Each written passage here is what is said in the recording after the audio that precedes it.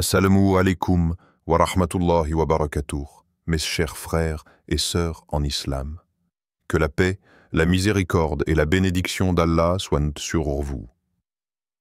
Avant de commencer cette vidéo, n'oubliez pas de liker cette vidéo car cela nous donne beaucoup de force pour continuer à partager du contenu bénéfique. Et je vous invite à vous abonner à notre chaîne et d'activer la cloche de notification pour rester informé de nos prochaines publications sur la foi islamique. Mes frères et sœurs, je vous demande de rester connectés jusqu'à la fin de la vidéo pour découvrir les secrets qui trouvent quand ton cœur appelle sans mots. Allah répond avec sa tendresse. Il existe des douleurs silencieuses que personne ne voit. Des nuits entières où tu fixes le plafond, le regard vide, le cœur lourd, l'âme comme suspendue entre fatigue et détresse. Et tu ne sais plus quoi dire à personne. Même à Allah, parfois, tu n'as plus les mots. Tu regardes le ciel, les yeux remplis d'eau, et tu souffles. Pas une phrase, juste un souffle. Et ce souffle, ce soupir, ce battement douloureux dans ta poitrine, Allah l'entend. Ce n'est pas toujours une prière structurée, avec les mots justes, les invocations longues, non. Parfois, la plus grande prière est celle qui vient d'un cœur brisé. Un cœur qui se tourne vers son Créateur, non pas avec éloquence, mais avec vérité. Avec ce que tu es vraiment à ce moment-là. Fatigué, fragile, perdu. Et pourtant, c'est là, précisément là, que commence la descente de la tendresse divine. Allah dit dans le Coran, et nous sommes plus proches de lui que sa veine jugulaire. Sourate Kaf, verset 16. Tu vois? Il n'attend pas que tu viennes avec des formules parfaites. Il est déjà là, plus près de toi que toi-même. Il voit ce que les autres ne voient pas. Il entend ce que tu ne dis même pas. Et il répond par sa rahma. La rahma, ce mot en arabe qui dépasse la simple miséricorde. C'est une tendresse enveloppante, une compassion qui guérit, une douceur qui ne te juge pas. C'est la chaleur d'un amour pur, celui d'Allah, envers ses serviteurs, même lorsqu'ils ont chuté. Surtout lorsqu'ils ont chuté. Et parmi les prières que le prophète Muhammad nous a laissées, il y en a une, très courte, mais si puissante qu'elle agit comme une clé qui ouvre les portes du ciel, même quand tout semble fermé ici-bas. Cette invocation, il l'a récitée souvent, et il nous l'a enseignée pour les moments de détresse.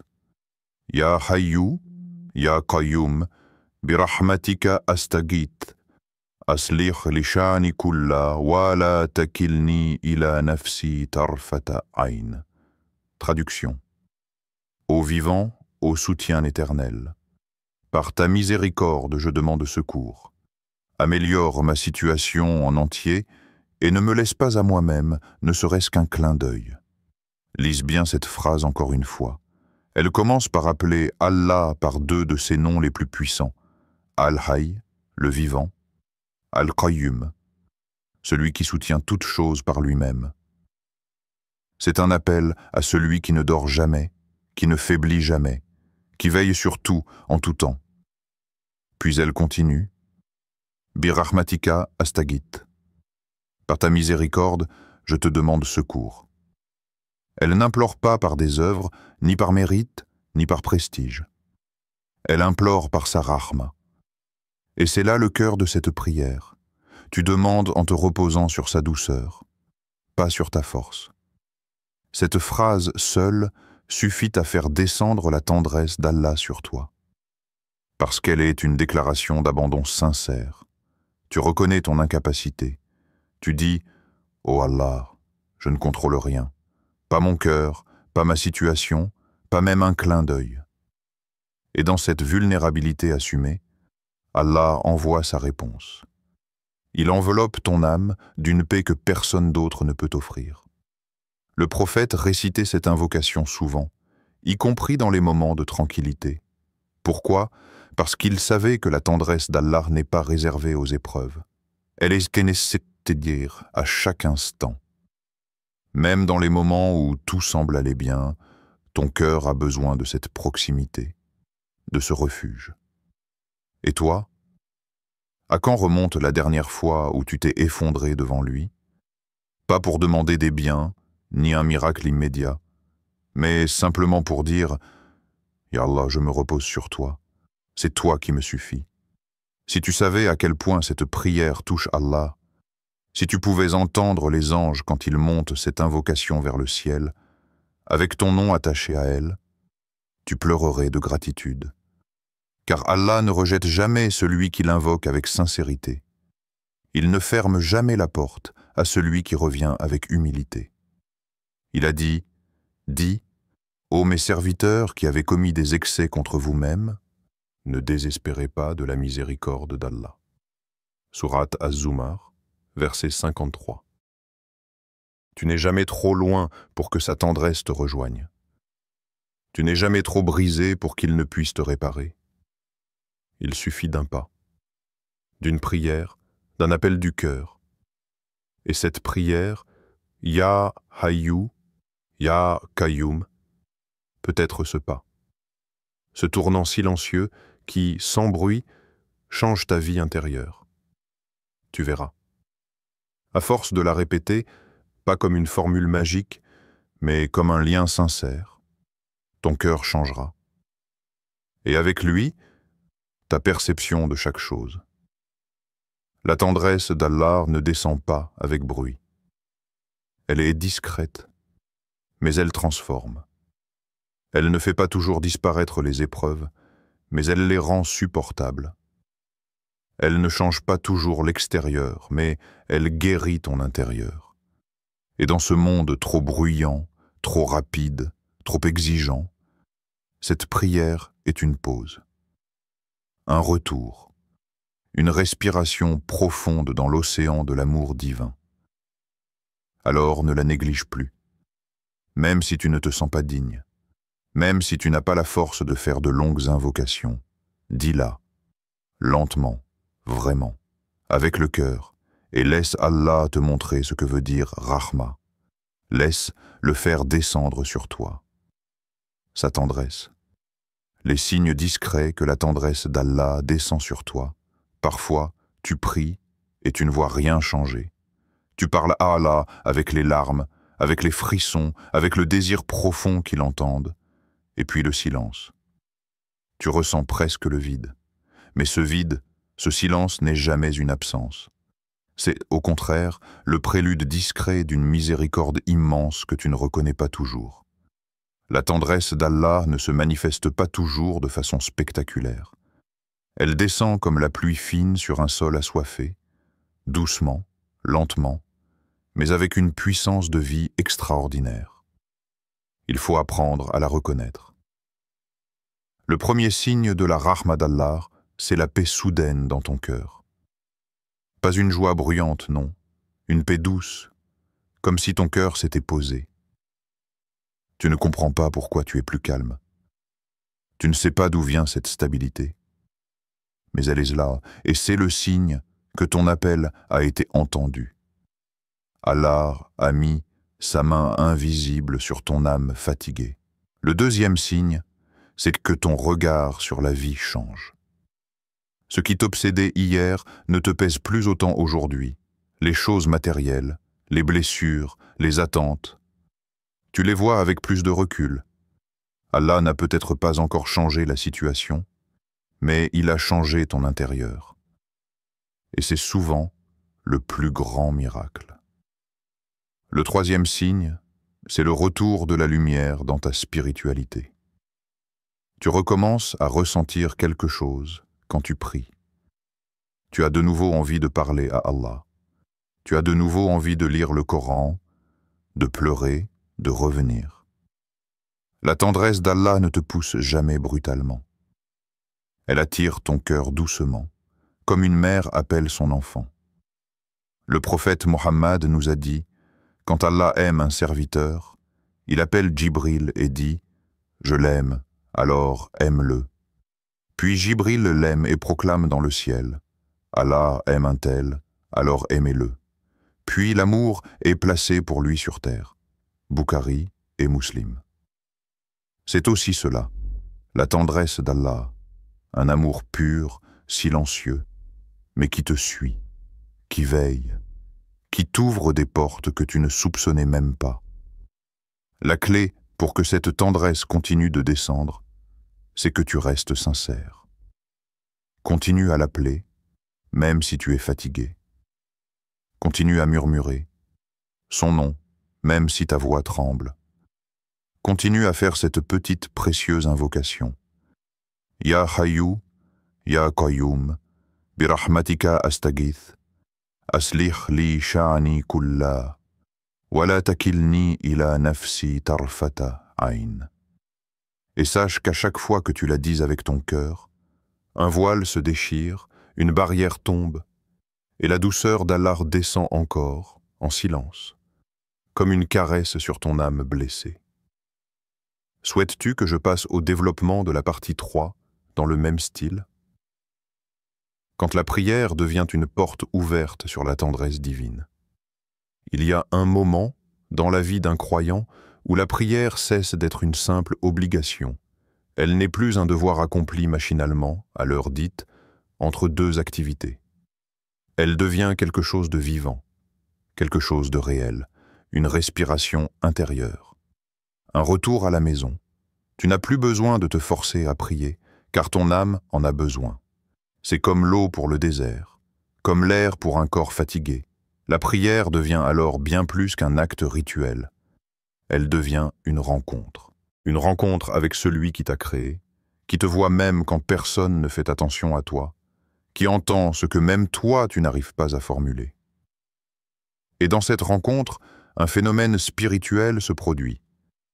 La tendresse d'Allah descend, doucement, en silence, sans éclat. Mais elle transforme tout. Lorsque tu lèves les mains et que tu dis « Allahu Akbar », ce n'est plus une formule. C'est un aveu. Tu reconnais que tout ce que tu vis, tout ce qui t'angoisse, tout ce que tu espères, est petit devant sa grandeur. Et rien que cette reconnaissance ouvre une porte entre toi et lui.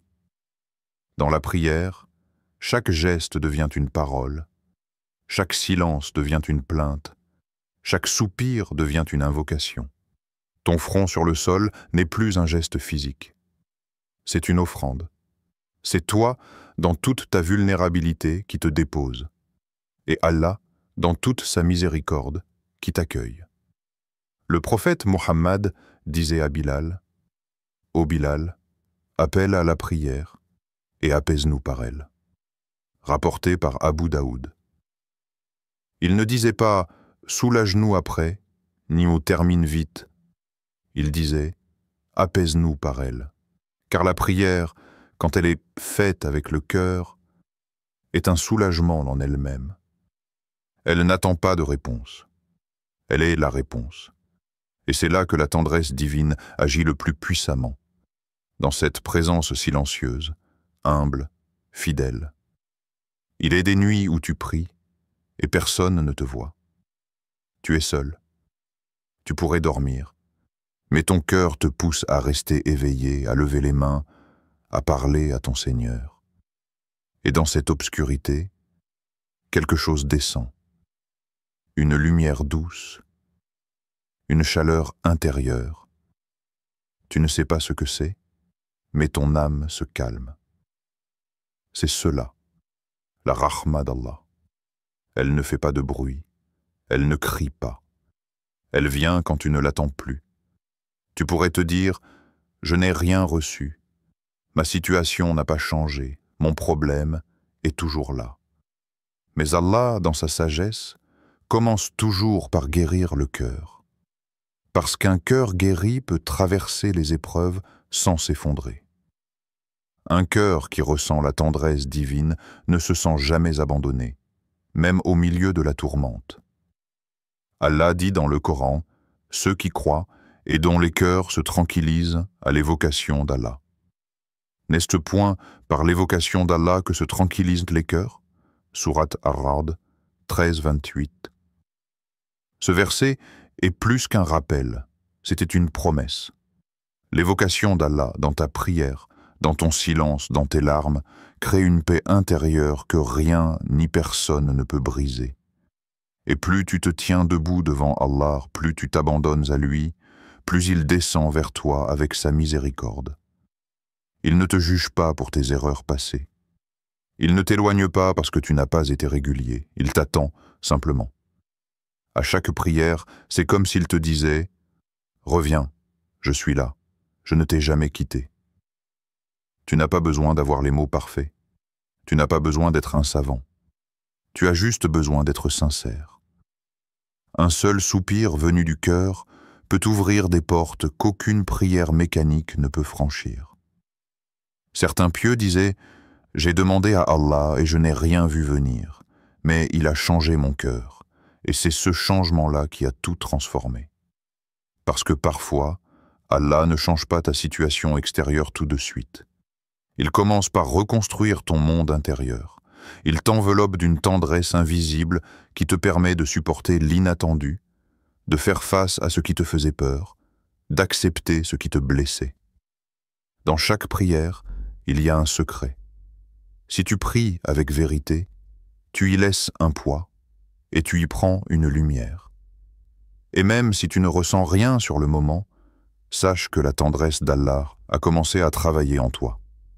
Elle descend goutte à goutte comme une pluie fine sur un sol sec. Rappelle-toi cette vérité. La prière n'est pas là pour changer Allah. Elle est là pour que toi tu changes. Et ce changement commence par la tendresse. Une tendresse silencieuse, divine, qui efface la culpabilité, apaise l'anxiété, guérit les blessures et redonne espoir. Alors, fais de chaque prière un rendez-vous sacré. Ne cours pas à travers elle. Ne la fais pas par habitude. Pose-toi, respire, parle, écoute, pleure s'il le faut. Ris même si ton cœur en a envie. Allah n'est pas un juge distant. Il est Ar-Rahman, Ar-Rahim, le très miséricordieux, le tout miséricordieux. Et quand tu te relèves de la prière, sache que tu n'es plus le même. Tu es un cœur qui a été touché. Un cœur visité par la lumière divine. Et cela suffit, même si tout autour de toi reste inchangé. Parce qu'un cœur plein de rahma peut faire face à n'importe quelle vie. La prière qui ouvre les portes de l'amour d'Allah. Il existe des prières qui ne se contentent pas d'être des paroles. Elles deviennent des passerelles, des ouvertures, des fenêtres entre la terre et le ciel. Quand tu commences à prier non plus par devoir, mais par amour, quelque chose d'immense se produit. La prière ne devient plus une routine, mais une attente. Tu la vis comme on attend un moment précieux, un rendez-vous avec le bien-aimé. Et chaque inclinaison devient une preuve d'amour, chaque prosternation, une déclaration silencieuse. L'amour d'Allah, ce n'est pas un concept vague. C'est une réalité que l'on goûte. Et c'est dans la prière que ce goût se révèle. Dans la tranquillité qui t'envahit sans raison apparente. Dans les larmes qui coulent sans explication logique. Dans les frissons qui parcourent ton dos quand tu dis « Maliki Yaoumi ad-Din », le maître du jour du jugement. C'est là que ton âme comprend. Ce que tu cherches à l'extérieur depuis si longtemps est en fait disponible. À genoux, dans la prière.